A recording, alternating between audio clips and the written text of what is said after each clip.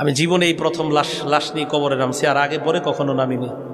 তো লাশটা যখন দাফন করেছি, দাফন করার সময় সবাই তো যাই হোক যার যার মতো কবরে মাটি দিছে, দাফন করছে।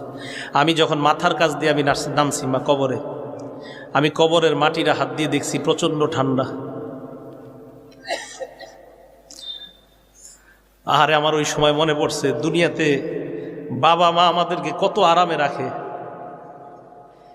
আপনারা এখানে যারা শীতের কাপড় পরে বসে আছেন, আপনার বাবা আপনার মা আপনার শীতের অবস্থায় কোনোদিন দেখতে চায় না। ওই মুহূর্তে আমার মনে পড়ছে, আহারে দুনিয়ায় কত আরামে রাখলেন, আজকে 3টা পাতলা কাপড়ে আপনারা এইভাবে রেখে গেলাম ঠান্ডা মাটির নিচে। ঠিক আমি আপনি প্রত্যেকে, আমি আপনি মারা গেলে এই এলাকাবাসী আজকে আমাদের সামনে তারাই আমাকে আপনাকে রেখে আসবে। এটাই চূড়ান্ত বাস্তবতা, এটাই সত্য। নবীজি বলেন, ইমানদারের আত্মা নিয়ে রওনা করছে।